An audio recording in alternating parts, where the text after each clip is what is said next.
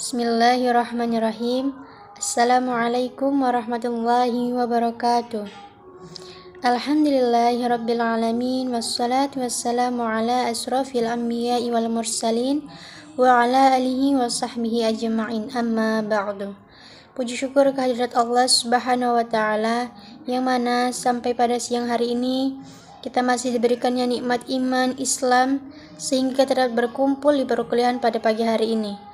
Selawat beriringan salam mari kita hadiahkan kepada junjungan alam baginda Nabi besar Muhammad sallallahu alaihi wasallam beserta kerabat dan para pengikutnya sekalian. Dengan penuh harap kita yang bergemar bersalawat akan mendapatkan syafaatnya di yaumil kelak nanti. Amin amin ya rabbal alamin. Langsung saja, di sini kami dari kelompok 3 akan membahas tentang pengertian ilmu pendidikan Islam. Langsung saja, di sini saya akan memperkenalkan pemakalah dari kami. Yang pertama itu ada Salsa Putri Aulia Lubis. Yang kedua ada Siti Fadila Purba. Dan yang ketiga ada Eka Syafudri. Lanjut saja terus kepada pemateri pertama. Pemateri pertama akan disampaikan oleh teman saya Putri Aulia Lubis.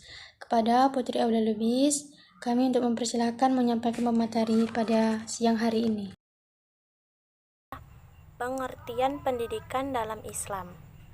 Definisi pendidikan secara bahasa. 1. Tarbiyah. Berasal dari kata rab yang memiliki arti dasar berkembang, memelihara, merawat, mengatur, dan menjaga kelestarian atau eksistensinya. Dalam penjelasan lain, kata tarbiyah berasal dari 3 kata. Pertama, rabba yarbu yang berarti bertambah, tumbuh, dan berkembang. Kedua, tarbiyah yarbah yang berarti menjadi besar. Ketiga, rabba yarubbu berarti memperbaiki, menguasai urusan, menuntut dan memelihara. Berasal dari kata yang sama. 2. Ta'lim. Secara bahasa atau etimologi, ta'lim merupakan bentuk masdar dari kata allamma yutai liman alimmu yang berarti pengajaran. Dalam Al-Quran, kata ta'lim muncul dalam berbagai surat. Sedangkan menurut istilah terminologi atau kata ta'lim adalah merujuk kepada pengajaran yang bersifat pemberian atau penyampaian pengertian, pengetahuan, dan keterampilan. Ta'lim di dalam Al-Quran dijelaskan dalam Al-Baqarah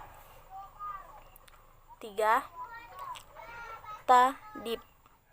Secara bahasa, ta'dib merupakan bentuk masdar dari kata adaba yaudibu ta'diban yang berarti mengajarkan sopan santun. Sedangkan menurut istilah, ta'dib dapat diartikan sebagai proses mendidik yang memfokuskan kepada pembinaan dan penyempurnaan akhlak atau budi pekerti pelajar. Definisi secara istilah. Menurut Profesor Dr. Hasan Langulung, pendidikan ialah yang memiliki 3 macam fungsi, yaitu 1. Menyiapkan generasi muda untuk memegang peranan-peranan tertentu dalam masyarakat pada masa yang akan datang. Peranan ini berkaitan erat dengan kelanjutan hidup atau survival masyarakat sendiri. 2. Memindahkan ilmu pengetahuan yang bersangkutan dengan peranan-peranan tersebut dari generasi tua ke generasi muda. 3. Memindahkan nilai-nilai yang bertujuan memelihara keutuhan dan kesatuan masyarakat yang menjadi syarat mutlak bagi kelanjutan hidup atau survival suatu masyarakat dan peradaban. UUD nomor 20 tahun 2003. Pengertian pendidikan yaitu usaha sadar dan terencana untuk mewujudkan suasana belajar dan proses pembelajaran agar peserta didik secara aktif mengembangkan potensi dirinya untuk memiliki kekuatan spiritual keagamaan, pengendalian diri, kepribadian, kecerdasan, akhlak mulia, serta keterampilan yang diperlukan dirinya, masyarakat, bangsa, dan negara. Assalamualaikum warahmatullahi wabarakatuh. Kelompok 3 ingin melanjutkan hasil presentasi kami. B. Aspek-aspek pendidikan dari sisi-sisi individu. 1. Pendidikan akhlak atau budi pekerti. Manusia adalah makhluk Tuhan yang ditakdirkan memiliki budi pekerti. Dengan budi pekerti ini, manusia dirinya sebagai pribadi yang akan membudikan dirinya dalam cara hidup bermasyarakat. Anak yang berbudi akan memungkinkan untuk menghayati kenyataan hidup secara logika, yakni menurut nilai-nilai kebenaran dan kemutlakan. Budi pekerti atau akhlak dapat diartikan sebagai satu-satunya aspek yang sangat fundamental atau saling dasar dalam kehidupan. Pendidikan merupakan proses belajar mengajar yang dapat menghasilkan perubahan tingkah laku yang diharapkan. Dapat dilahir dari pendidikan baik secara formal maupun non-formal.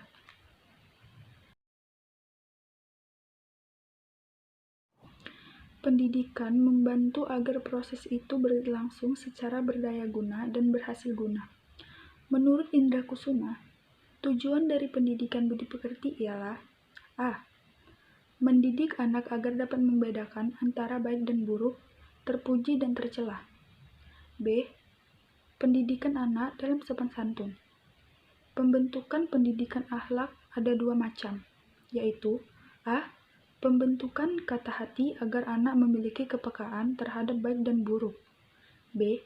Pembentukan kemampuan agar anak mempunyai kemampuan yang kuat untuk tidak melakukan hal yang tidak. Mengenai pelaksanaan pendidikan budi pekerti di sekolah. Dalam hal ini, ada dua pendapat. Pendapat pertama, menghendaki agar pendidik budi pekerti diberikan dalam jam-jam tersendiri. Dengan begitu, jam pelajaran untuk budi pekerti tersendiri mendapat kedua penghendaki. Bahkan, pendidikan budi pekerti diintegrasikan ke dalam semua mata pelajaran. Semua guru dengan mata pelajaran apapun harus menyusupkan pendidikan budi pekerti dan membimbing serta mengawasi budi pekerti murid-murid. Pendapat kedua, mungkin baik juga untuk murid-murid kelas rendah. Tetapi, untuk kelas yang lebih tinggi, pendapat kedua kiranya lebih cocok, oleh karena banyak mata pelajaran yang baik untuk dipergunakan sebagai wadah dari pendidikan budi pekerti. Misalnya, mata pelajaran agama, kewarganegaraan, juga bahasa, kiranya merupakan wadah-wadah yang baik untuk pendidikan budi pekerti. 2. Pendidikan kecerdasan. Pendidikan kecerdasan adalah salah satu tugas pokok dari sekolah. Di samping tugas-tugas yang lain, tujuan dari pendidikan kecerdasan ialah mendidik anak agar dapat berpikir secara kritis, logis, kreatif, dan reflektif. A. Berpikir secara kritis berarti bahwa dengan cepat anak melihat hal-hal yang benar dan hal-hal yang tidak benar. B. Berpikir secara logis berarti bahwa dengan cepat dapat melihat hubungan masalah yang satu dengan yang lain, menghubung-hubungkan dari beberapa masalah, kemudian menarik kesimpulan. C. Berpikir secara kreatif berarti bahwa dari apa yang telah diselidiki, melakukan percobaan, serta pengamatan yang dilakukan dapat menemukan sesuatu yang dianggap baru. D. Berpikir secara reflektif berarti bahwa anak dapat menggunakan cara induktif dan deduktif dengan tepat guna memecahkan persoalan-persoalan. 3. Pendidikan keindahan. Pada umumnya ini kurang mendapat perhatian dari para pendidik. Hal ini disebabkan oleh A. Pendidikan yang begitu prinsipal. Maksudnya, pendidikan keindahan itu dianggap tidak bisa dipergunakan sebagai suatu pokok kehidupan. B. Terdapat kekeliruan dalam menginterpretasikan apa yang menjadi tujuan dari pendidikan keindahan ini. Tujuan pendidikan keindahan ini tidaklah bermaksud untuk mendidik anak agar menjadi seniman dalam berbagai lapangan kesenian, tetapi pendidikan keindahan bertujuan agar semua anak mempunyai rasa keharuan terhadap keindahan, mempunyai selera terhadap keindahan, dan selanjutnya dapat menghargai dan menikmati keindahan. 5. Pendidikan jasmani. Pendidikan jasmani bertujuan untuk membentuk watak dengan pupuk dan mengembangkan sifat-sifat dan tabiat-tabiat yang baik. Selain itu, agar anak dapat tumbuh jasmaninya dan mentalnya dengan sempurna. Jadi, tujuan pendidikan jasmani yang sebenarnya ialah untuk mengadakan keselarasan atau keharmonisan antara dua ragam. 6. Pendidikan agama. Agama adalah sumber moral sehingga tujuan pendidikan agama untuk menuntun anak menjadi manusia yang bermoral, berbudi luhur, bertakwa kepada Tuhan serta meyakini dan mengamalkan ajaran agama. Pendidikan agama bertugas mengutamakan pembinaan segi religius baik di dalam kehidupan batiniah maupun dalam kehidupan lahiriah. Segi religius mengkhususkan diri pada apa yang kita hayati sebagai sesuatu yang suci dan luhur, yang juga menyatakan apa yang benar dan yang nyata. C. Aspek-aspek pendidikan dari sisi sosial budaya. 1. Pendidikan sosial atau kemasyarakatan. Tujuan dari pendidikan sosial adalah pendidikan anak agar dapat menyesuaikan diri dalam kehidupan bersama dan dapat ambil bagian atau berpartisipasi secara aktif dalam kehidupan bersama tersebut. Pendidikan sosial harus sudah dimulai sejak anak masih dalam kehidupan keluarganya, yaitu dengan jalan memberikan tugas-tugas tanggung jawab sesuai dengan kemampuan dan tingkat umurnya. Pendidikan sosial perlu untuk memenuhi kebutuhan agar diakui, dihargai, dihormati, dan dikagumi, serta untuk dianut dan diamati. Definisi-definisi pendidikan yang dibicarakan dalam aspek-aspek sosial pendidikan adalah aspek A. Aspek sosial yang ditanamkan oleh pendidikan yang berlaku di sekolah, seperti pewarisan budaya dari generasi tua ke generasi muda. Ini berlaku pada semua masyarakat dahulu ataupun sekarang, termasuk dalam masyarakat Indonesia sendiri. Juga pewarisan keterampilan dari generasi ke generasi. B. Aspek-aspek sosial yang kedua yang mempengaruhi pendidikan adalah ciri-ciri budaya yang dominan pada wawasan tertentu di mana sekolah-sekolah itu wujud. C. Aspek sosial ketiga yang memainkan peranan pada pendidikan atau faktor-faktor organisasi. Dan segi birokrasi, adanya sistem administrasi yang bersifat hierarkis dan biasanya berlaku pada tiap organisasi persekolahan.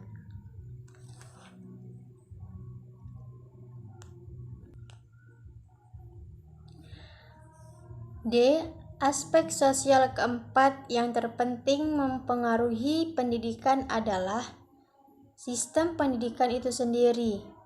Istilah sistem pendidikan bermaksud suatu pola total masyarakat dalam institusi formal, agen-agen dan organisasi yang memindahkan pengetahuan dan warisan kebudayaan yang mempengaruhi pertumbuhan sosial, spiritual, dan intelektual seseorang.